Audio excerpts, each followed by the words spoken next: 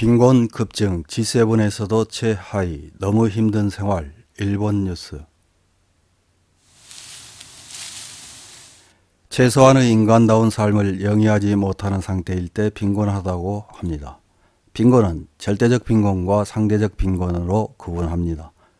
절대적 빈곤은 기아 상태에 빠지거나 의료도 받을 수 없는 등 생활 자체를 유지해 가는 것이 어려운 상태이며, 상대적 빈곤은 그 나라의 생활 수준과 문화 수준을 밑도는 상태입니다.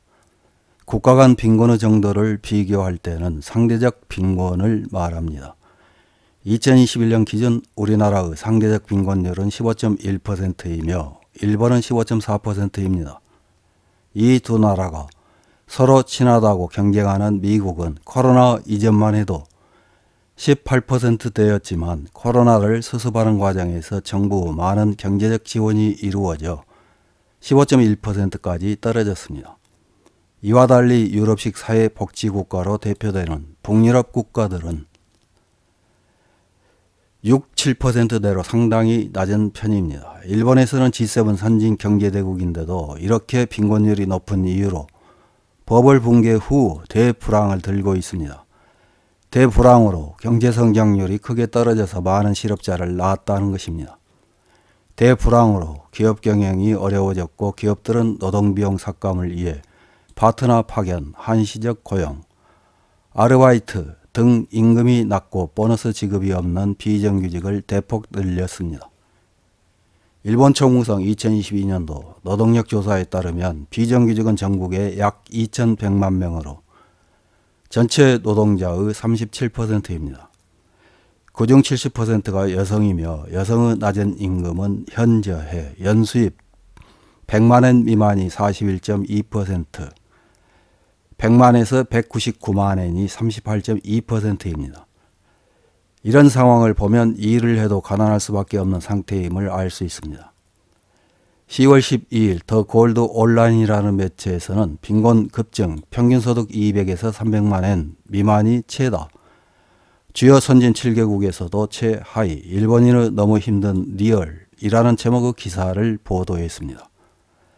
기사는 코로나를 거치면서 실생활과 경기 상황은 크게 양분되어 일본과 세계 전체의 격차가 부각되었는데 데이터를 보면 일본의 가혹한 실태가 드러나고 있다면서 시작됩니다. 공익재단법인 일본 생산성 본부 노동생산성의 국제비교 2022에 따르면 2021년 일본의 1인당 노동생산성은 81,510달러, OECD 회원국 38개국 중 29위로 1970년 이후 가장 낮은 순위입니다. 노동생산성은 1위 아일랜드, 3위 노르웨이, 8위 프랑스 등 북유럽, 서유럽 지역이 모두 상위에 랭크되어 있습니다. 서유럽 중 노동생산성 수준이 비교적 낮은 영국은 19위, 한국은 24위입니다. OECD 전체 평균은 107,462달러로 일본이 평균치조차 밑돌고 있는 현상을 볼 수 있습니다. 주요 선진 7개국에서도 단연 꼴찌입니다. OECD는 국가별 평균 임금에 대해서도 순위를 매겼습니다.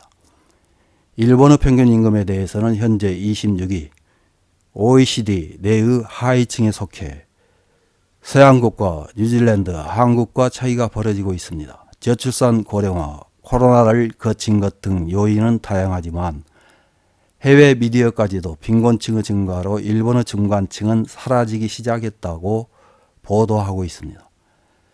빈곤층이 늘어나고 있는 한편 2021년 일본의 부유층과 초부유층 세대 수는 2005년 이후로 최다가 되었습니다. 게다가 코로나, 주식시장 등의 호조가 원인이 되어 세계의 억만장자 수는 사상 최다를 경신하고 있습니다. 걱정스러운 경제 격차가 심각해지고 있는 일본 사회, 그래서 그 중간층의 확대가 요구되고 있다고 할 수 있을까요?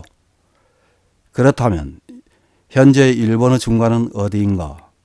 후생노동성 국민생활기초조사에서 평균소득에 대해 살펴보면 한 세대당 평균소득 금액은 전 세대가 545만 7천엔, 고령자 세대가 318만 3천엔, 고령자 세대 이외의 세대가 665만엔, 아동이 있는 세대가 785만엔입니다. 역시 궁금한 것은 분포도. 이 조사에 의하면 200에서 300만엔 미만이 14.6%, 100에서 200만엔 미만이 13%, 300에서 400만엔 미만이 12.7%로 소득 300만엔 미만 세대가 가장 많습니다. 중앙값은 423만엔, 평균소득 금액 이하의 비율은 61.6%로 과반수를 넘었습니다. 한편 2023년 6월 말 현재의 가계 금융자산이 사상 최고인 2115조 엔이 된 것도 보고되었습니다. 경제를 활성화시키기 위해서는 소비 증가가 필요 불가결. 그러나 그런 돈은 없어 저축으로 돌릴 수밖에 없는 일본인. 국가 자체의 빈곤은 부정적인 스파이럴을 초래하고 우리 생활을 계속 괴롭히고 있습니다. 이런 기사에 달린 일본 네티즌들의 댓글 몇 개를 확인해보고 마치겠습니다. 첫 번째 댓글입니다. 대학생의 절반이 학비로 장학금을 활용하고 있는 것을 봐도 40, 50대 부모 세대의 소득 중간층의 3분의 1 정도가 몰락하고 있는 것처럼 느낀다. 대절 절반은 빚쟁이로 사회인 스타트라는 족쇄를 채우고 있다. 다음 댓글입니다. 그런 가운데 증세를 꾀하는 정치인과 돈은 아무리 있어도 곤란하지 않다고 말하며 마구 쓰는 사람이 있다는 게 정말 화가 난다. 국회의원의 월급도 연 400만원 정도로 하고 남은 몫을 복지나 경제대책에 충당하면 좋다. 부자가 가난한 사람의 기분을 알 리가 없다. 기시다 총리 그렇게 생각하지 않습니까? 다음 댓글입니다. 국민 부담률이 높은 것은 고령자에 대한 부담이 무거워지고 있기 때문이다. 일본은 일하고 있는 국민이나 태어날 국민보다 죽어가는 국민에게 세금을 계속 내도록 선택했다는 것. 원인은 분명하다. 다음 댓글입니다. 일본은 중간층이 적고 빈곤층과 부유층의 평균으로 산출하기 때문에 실태는 더 낫다고 생각한다. 이제 선진국이 아니라 쇠퇴국이다. 젊은이나 부자는 점점 국외로, 남는 것은 빈곤층과 고령자뿐이다.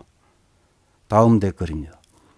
일부 부호에게 부가 집중되어 중간층이 대폭 축소되고 저변층이 확대되고 있습니다. 만원 전철에서 죽을 것 같은 얼굴을 하고 통근하고 있는 셀러리맨의 연수입 300만원대는 도쿄에서도 드물지 않으니까요. 일본은 선진국 유수 가난하고 꿈이 없는 나라가 되어버렸어요. 다음 댓글입니다. 세금이나 고물가 탓을 하지만 가장 나쁜 것은 제대로 월급을 주지 않는 일본 기업이라고 생각합니다. 일을 시키고 수지에 맞지 않는 월급을 주거나 줄 것을 주지 않지요. 줄 수 없다면 그런 기업 망해버리라고 말하고 싶습니다. 앞으로 가난한 사람은 더 많아질 거예요. 이상입니다.